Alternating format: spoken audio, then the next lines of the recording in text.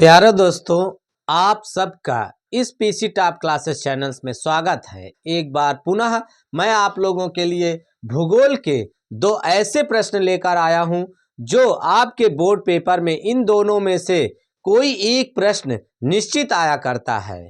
ऐसा कोई भी आप मॉडल पेपर उठा लीजिए, कोई भी आप किसी सत्र का पेपर उठा लीजिए, उस पेपर में इन दोनों प्रश्नों में से देख लीजिए। उसका हो सकता है स्वरूप बदला हो, लेकिन उसका जो मतलब है यही होगा जो मैं इस प्रश्न को बताने जा रहा हूं। अगर ये दो प्रश्न आप पूरा तैयार कर लेते हैं, इस वीडियो को ध्यान से समझ लेते हैं, तो आप जान लीजिए कि आपका एक बड़ा वाला क्वेश्चन तैयार हो जाएगा। तो इसलिए इन दोनों प्रश्नों को आप ध्यान से देख लीजिए और इस चैप्टर का नाम है संसाधन एवं विकास। इस संसाधन एवं विकास चैप्टर से जो प्रश्न आते हैं वो इन्हीं दोनों में से कोई एक आते हैं। इसलिए इस वीडियो को अंतिम तक जरूर देखिए और मैं समझा रहा हूं, समझ लीजिए, फिर उसके बाद आपका प्रश्न गलत नहीं होगा। आप बहुत अच्छे तरीके से आप उसे लिख पाओगे बोर्ड पेपर में और बहुत अच्छा नंबर आप प्राप्त कर पाओगे। ये चैनल आपका है दोस्तों। यदि इस चैनल को आप देख रहे हो तो सहयोग की तरह इसको आप सब्सक्राइब ना किए हो तो सब्सक्राइब कर लीजिए और अपने दोस्तों तक शेयर कर दीजिए, ताकि इन प्रश्नों का फायदा वो लोग भी उठा सकें और आपका भी नंबर अच्छा आए और आपके दोस्तों का भी नंबर अच्छा आए। ये चैनल आपसे शुरू होता है और आप पर ही खत्म होता है, इसलिए इसकी शुरुआत आपसे है, इसका अंत आपसे है। तो प्यारे बच्चों, अगर आप सब्सक्राइब ना किए हों तो इस चैनल को सब्सक्राइब कर दीजिए, लाइक कर दीजिए, कमेंट कर दीजिए। आपका सहयोग इसके लिए एक मिसाल बनेगा। चलिए और देखते हैं प्यारे बच्चों, ये संसाधन एवं विकास। संसाधन का मतलब क्या होता है? संसाधन मतलब एक ऐसा साधन जिससे हमारा विकास हो, संसाधन एवं विकास मतलब हमारे विकास के लिए कौन कौन संसाधन है जो इम्पोर्टेंट होते हैं, बहुत महत्वपूर्ण होते हैं। तो इसमें दो संसाधन, जो सबसे बड़ा संसाधन है, आपको पता है कि हमारे आधी से ज़्यादा जनता, आधी से ज़्यादा आबादी, आधे से ज़्यादा क्षेत्र में भारत के कृषि होती है। कृषि में क्या है? ये मृदा है, और चाहे वो खनन के रूप में हो, चाहे जिस रूप में हो, ये मृदा आपके लिए जीवन में विकास के लिए बहुत ही महत्वपूर्ण स्थान रखता है। तो सबसे पहले हम ये देखते हैं, ये है भूगोल के ये दो प्रश्न जो हर बार बोर्ड पेपर में आते हैं, जो बोर्ड में हर बार आते हैं। वो कौन से प्रश्न दोनों हैं, इन्हें आप पहले समझ लीजिए। इनका स्वरूप बदला जा सकता है, इनका रंग रूप कुछ बदला हो सकता है, लेकिन इसका मतलब एक ही होगा। अगर इससे संबंधित कोई भी प्रश्न आता है तो आप इस उत्तर को लिख दोगे, आपका 100% उत्तर सही होगा और आपको 6 नंबर वाले हैं तो 6 नंबर पूरा मिलेगा और 4 नंबर वाला है तो 4 नंबर पूरा मिलेगा। तो देखिए, सबसे पहला प्रश्न है, भारतीय मिट्टियों का वर्गीकरण विस्तार से कीजिए। अर्थात भारत में जो मिट्टी पाई जाती है, आपको पता है भारत में कई प्रकार की मिट्टी पाई जाती है। यहाँ लगभग 6 प्रकार की मिट्टी पाई गई है। तो भारत में लगभग 6 प्रकार की मिट्टी पाई जाती है। वो 6 प्रकार की मिट्टी क्या होती है, कैसे बनती है, किस राज्य में पाई जाती है, ये सारी जानकारी आपको पता होना चाहिए। उसके बाद ये मिट्टी है क्या, कैसे बनती है, ये भी जानकारी आपको होना चाहिए। तो अगर मिट्टी से संबंधित या मिट्टी के प्रकार से संबंधित प्रश्न आते हैं और भू संसाधन से संबंधित प्रश्न आते हैं तो आप इन्हीं उत्तर को लिख दोगे। इस उत्तर से आपका प्रश्न पूरी तरह से सही होगा और आपको अच्छा नंबर मिलेगा। तो सबसे पहले हम भारतीय मिट्टी क्या है, मिट्टी के बारे में देखिए दोस्तों।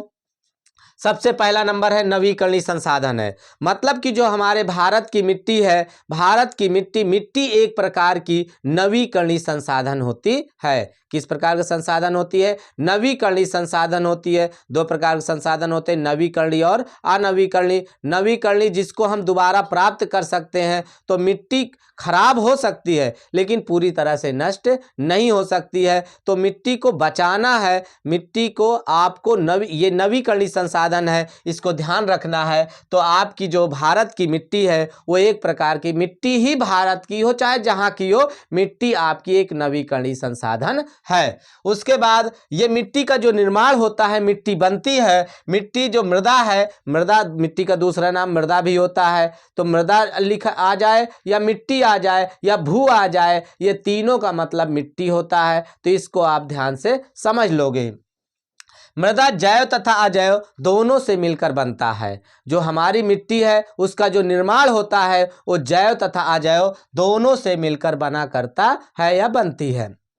तो जो हमारी मिट्टी है वो जैव तथा अजैव, जैव का मतलब जिसमें जीवन होता है और अजैव का मतलब जिसमें जीवन नहीं होता है। तो जैव तथा अजैव दोनों से मिलकर मृदा का निर्माण होता है। उसके बाद मृदा के निर्माण के लिए उत्तरदायी जैव पदार्थ ह्यूमस कहलाता है।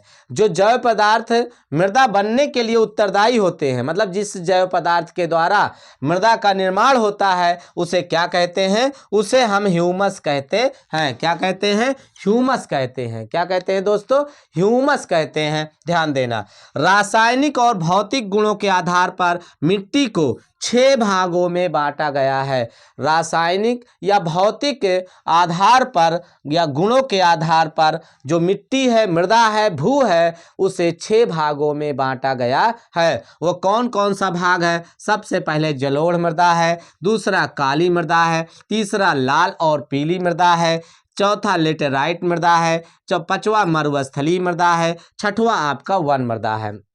ये 6 मृदा आपको बिल्कुल ध्यान में रखना है, हेडिंग डाल देना है, क्योंकि 4 नंबर और 6 नंबर में जो क्वेश्चन आते हैं अगर आप बिना हेडिंग के लिखोगे तो आपको अच्छे नंबर नहीं मिलेंगे। अब इनको हम बारी बारी से सबको आपको समझाते हैं कि सबसे पहले जलोढ़ मृदा क्या है, जलोढ़ मृदा क्या है, फिर काली मृदा क्या है, लाल और पीली मृदा क्या है, कैसे बनती है, किस राज्य में पाई जाती है, किस प्रकार की होती है, कौन सी फसल इसमें सबसे ज़्यादा उपजाऊ होती है या उपजाई जाती है। तो ये सारी बातें आपको अभी हम बता रहे हैं। लेटेराइट मृदा, मरुस्थलीय मृदा, वन मृदा। तो इसको अलग अलग भी दे देता है, कभी कभी 2 का दे दिया, 2 का अंतर दे दिया, कुछ भी देता है, लेकिन ये निश्चित है कि संसाधन एवं विकास से इससे प्रश्न जरूर आता है। घूम घुमाकर कहीं से भी आएगा, लेकिन आके गाड़ी यहीं टिकेगी। तो आपको इसे ध्यान से समझ लेना है। ये 6 प्रकार की मिट्टी अगर आप समझ लेते हैं तो आपके प्रश्न गलत नहीं होंगे, आप बहुत आराम से कर पाओगे। तो सबसे पहले हम बात करते हैं कि भारत में जो पहली मिट्टी है जलोढ़ मृदा। जलोढ़ मिट्टी क्या होती है? लगभग भारत का समस्त उत्तरी मैदान जलोढ़ मृदा से बना हुआ है। जो आपका भारत का उत्तरी मैदान है वो जलोढ़ मृदा से बना होता है। ये नदियों से, जो कई नदियों से इसका निर्माण होता है। हिमालय की ये 3 नदियों से इसका निर्माण होता है, गंगा, ब्रह्मपुत्र और सिंधु। गंगा, ब्रह्मपुत्र और सिंधु। कौन कौन? गंगा, ब्रह्मपुत्र और सिंधु। ये गंगा, ब्रह्मपुत्र और सिंधु, इन हिमालय की 3 नदियों से आपके जलोढ़ मृदा का निर्माण होता है। जलोढ़ मृदा सबसे उपजाऊ मृदा होती है। यह जलोढ़ मृदा रेत, सिल्ट और मृत्तिका विभिन्न अनुपात में जब मिलते हैं तब इसका निर्माण होता है। इसमें पोटास, फास्फोरस, चूना आदि पाया जाता है। पोटास, फास्फोरस, चूना आदि पाया जाता है। इसमें कई प्रकार के गेहूं जैसे अनाज पाए जाते हैं, पैदा होते हैं, सबसे अधिक उपजाऊ होते हैं, जैसे गेहूं है, दलहन फसलें हैं आदि, ये जलोढ़ मृदा में पाए जाते हैं। तो ये आपका जलोढ़ मृदा है। इतना यदि आप लिख पाते हो तो आपको नंबर अच्छा मिल जाएगा। अब दूसरा हम बात करते हैं काली मृदा। काली मृदा क्या होती है? काली मृदा को ध्यान से सुनिए, आपको एकदम रट जाएगा, आपको याद करने की जरूरत नहीं पड़ेगी। काले रंग वाली इस मृदा को रेगुर मृदा भी कहते हैं। क्या कहते हैं? इसका नाम रेगुर मृदा भी होता है। रेगुर मृदा। ये काली मृदा कहाँ सबसे ज़्यादा? इसमें कपास उपजाई जाती है। क्या उपजाई जाती है? कपास उपजाई जाती है। कपास के लिए सबसे उपजाऊ मिट्टी होती है, उपयोगी मिट्टी होती है। इसका ये जो पाई जाती है मृदा के दक्कन के पठार में पाई जाती है, उत्तरी पश्चिमी भागों में पाई जाती है। आपका जो उत्तरी पश्चिमी भाग है वहाँ पाई जाती है। देश के जैसे महाराष्ट्र है, मध्य प्रदेश है, छत्तीसगढ़ है, यहाँ पर ये मिट्टियाँ पाई जाती हैं। कौन? काली मिट्टी पाई जाती है। सबसे ज़्यादा महाराष्ट्र में, मध्य प्रदेश में और छत्तीसगढ़ में यहाँ पर काली मृदा पाई जाती है। इसमें कैल्शियम कार्बोनेट, मैग्नीशियम, पोटास, चूना जैसे तत्व मिले होते हैं। मैग्नीशियम कार्बोनेट, कैल्शियम, पोटास, चूने जैसे मिले होते हैं। इस मृदा को आपको एकदम से ध्यान रखना है और ये कपास के लिए सबसे उपयोगी मिट्टी होती है। उसके बाद आते हैं तीसरे नंबर पर, जिसका नाम है लाल और काली मृदा। लाल और काली मृदा क्या होती है? लाल और काली मृदा, अब इसका रंग ही लाल है तो लाल किस आधार पे हुआ है? इस मृदा में लोहे के कणों की मात्रा अधिक होने के कारण इसका रंग लाल हो गया है, इसीलिए इसको लाल मिट्टी बोली जाती है। और इसी लोहे के कण के कारण कहीं लाल है तो कहीं पीली है, कहीं लाल और कहीं पीली होती है। यह मृदा उड़ीसा, कहाँ पाई जाती है? उड़ीसा में। ये आपका लाल मृदा जो पाई जाती है उड़ीसा में, लाल और उड़ीसा में पाई जाती है लाल मृदा, और छत्तीसगढ़ और मध्य गंगा मैदान के दक्षिणी छोर पर यह पाई जाती है। इस मृदा पहाड़ी क्षेत्रों में ज़्यादा होती है और यहाँ पर दलहने फसलें ज़्यादा उगाई जाती है। उसके बाद आपका आता है चौथा नंबर, लेटेराइट मृदा। लेटेराइट मृदा क्या है? लेटेराइट मृदा उच्च तापमान और अत्यधिक वर्षा वाले क्षेत्रों में विकसित होती है। जो लेटेराइट मृदा है वो उच्च तापमान, जहां तापमान ज़्यादा होता है और अत्यधिक वर्षा होती है और वर्षा अत्यधिक होती है, वहां पे लेटेराइट मृदा पाई जाती है। यह भारी वर्षा में अत्यधिक निच्छालन का परिणाम है। इस मृदा में ह्यूमस की मात्रा कम पाई जाती है। जो जैव पदार्थ से ह्यूमस बनता है उस ह्यूमस की मात्रा यहाँ पे कम पाई जाती है। यह मृदा कर्नाटक, केरल, तमिलनाडु, उड़ीसा, इन सब पहाड़ी क्षेत्रों में लेटेराइट मृदा सबसे ज़्यादा पाई जाती है। ये मृदा काजू के लिए, किसके लिए?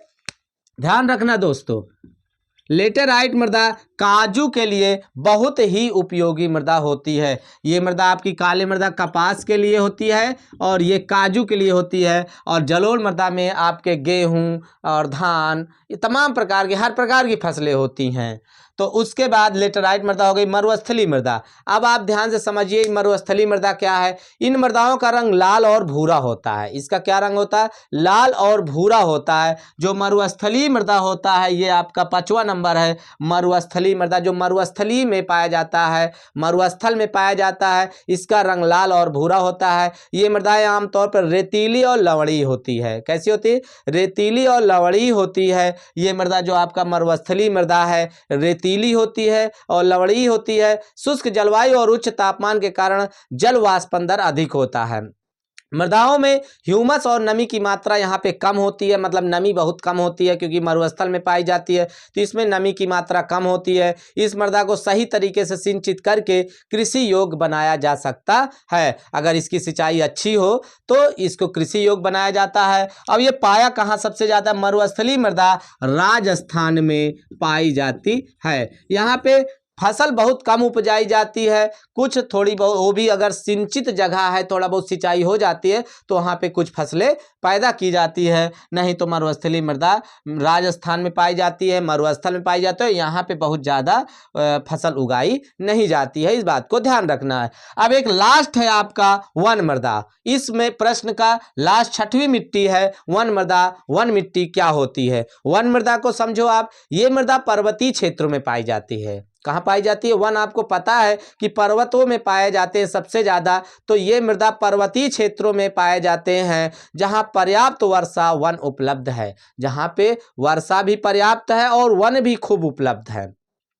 इन मृदाओं के गठन में पर्वतीय पर्यावरण के अनुसार बदलाव आता है। यहाँ पर मृदाओं के गठन और पर्यावरणीय इसके कारण क्या आता है? बदलाव आता है। नदी घाटी में ये मृदा दोमट और सिल्टदार होती है। जो नदी घाटी के पास ये वन मृदा पाई जाती है वो दोमट और सिल्टदार होती है। दोमट और ये सिल्टदार होती है। ये कृषि के तरीके से हिमालय के हिमाचल क्षेत्रों में इस मृदा का बहुत ज़्यादा अपर्दन होता है। इसका जो कण होता है वो मोटे गठन होता है। इसका कण जो मोटा रूप होता है, इनका गठन मोटे कणों का होता है और इस हिमालय के क्षेत्रों क्षेत्रों में इसका अपरदन बहुत ज़्यादा होता है। अब अपरदन क्या है, ये अगले प्रश्न में जो वेरी वेरी इंपॉर्टेंट प्रश्न है इसको भी आप समझ लीजिए। 2 प्रश्न अगर आप समझ लेते हैं तो आपका ये चैप्टर जो संसाधन एवं विकास वाला है भूगोल के, इस चैप्टर से प्रश्न जरूर आते हैं और इस प्रश्न चैप्टर से आने वाला प्रश्न आपका छूटेगा नहीं, वो चाहे 4 नंबर में आए चाहे 6 नंबर में आए।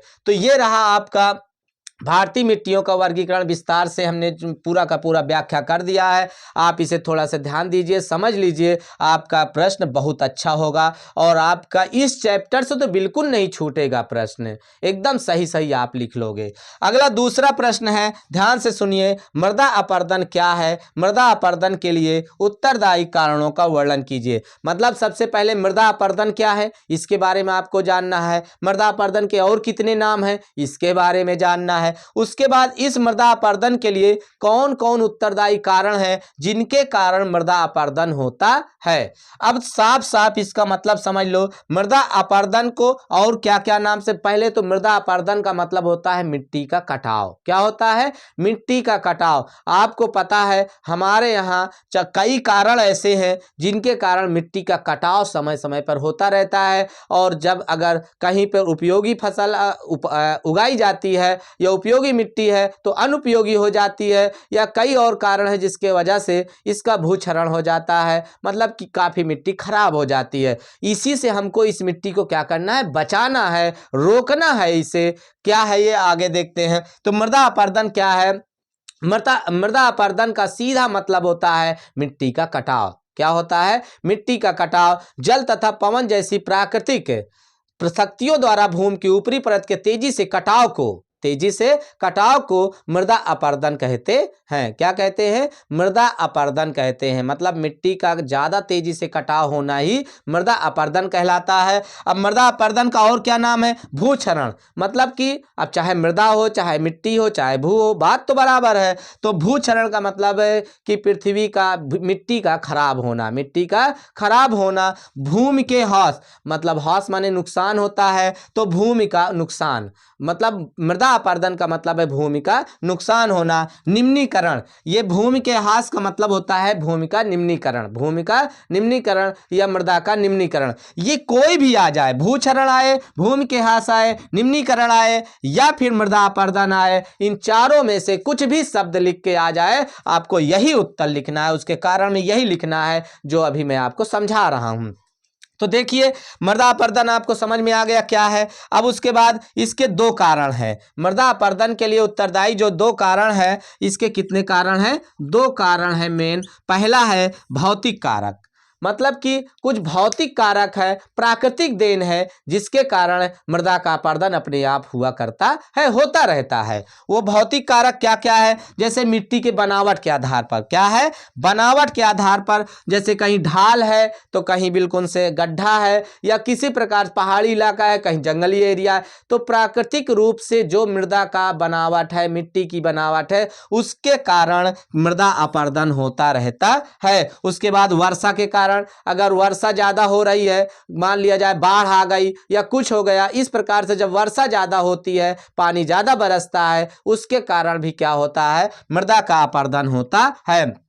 ये सब क्या है? भौतिक कारक है, मतलब ये कि प्राकृतिक कारक है। ये प्राकृतिक कारण की वजह से इस प्रकार मृदा का अपरदन होता है। उसके बाद जैसे हवा और आंधी का आना, हवा तेज चलना या आंधी का आना, क्या होता है? धूल के द्वारा एक स्थान से दूसरे स्थान पर मृदा चली जाती है और इस प्रकार से मृदा का अपरदन होता है। मृदा का अपरदन ही है मृदा का कटाव, अर्थात मृदा का कटना, एक जगह से दूसरे जगह में बदल जाना, वही है मृदा अपरदन। तो इस बात को आप ध्यान में रखिएगा।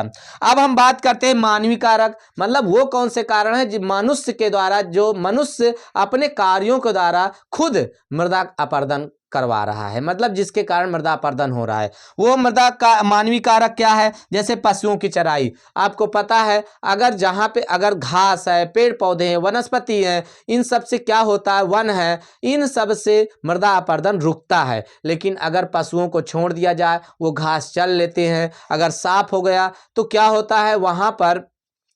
वहां पर पशुओं की चराई के कारण मृदा अपरदन हो जाता है, अर्थात मृदा का कटाव शुरू हो जाता है। जब वहां पे वनस्पतियां कम रहेंगी तो मिट्टी ज्यादा कटेंगी। इस प्रकार से पशुओं की चराई के कारण भी मृदा अपरदन होता है और वो मानवीय कारक में आता है। किस में आता है? मानवीय कारक में आता है, मतलब मनुष्यों के द्वारा उत्पन्न किया गया कारण है। वनों का कटाव मतलब वन का कटना। अब देख रहे हो मनुष्य अपनी आवश्यकताओं की पूर्ति के लिए वनों को काटता चला जा रहा है। अगर ये वन लगातार कटते रहे, नदियों के किनारे का वन अगर कट रहा है तो नदियों में बाढ़ आते हैं तो अगल बगल की मिट्टियों को क्या करते हैं? काट डालते हैं, और वही आपका मृदा अपरदन है। तो वनों का काटना भी एक मृदा अपरदन का कारण है। उसके बाद खनन, जो खनन लगातार हो रहा है, मिट्टियों की खुदाई हो रही है, उसके कारण भी क्या होता है? मृदा का अपरदन होता है। और कृषि में भी है, कई कारण है, ऐसे अनेक कारण है जिसके कारण क्या होता है? मृदा अपरदन होता है। तो हमें मृदा अपरदन को रोकना है। तो ये दोनों प्रश्न प्यारे बच्चों आपके समझ में बहुत अच्छे तरीके से आ गया होगा, और इन दोनों प्रश्न में से एक प्रश्न निश्चित रूप से बोर्ड पेपर में आएगा। आप इन दोनों को अच्छे से तैयार कर लीजिए। अगर मेरी बात आपके समझ में आ गई होगी तो आप बोर्ड पेपर में बहुत अच्छे से लिख लेंगे, और समझ में आ गई है तो प्यारे बच्चों, प्यारे दोस्तों, एक लाइक और कमेंट कर दीजिए, शेयर कर दीजिए अपने दोस्तों को। और अगर अभी तक सब्सक्राइब ना किए हो तो चैनल आपका है, इसे आप सब्सक्राइब कर दीजिए। धन्यवाद।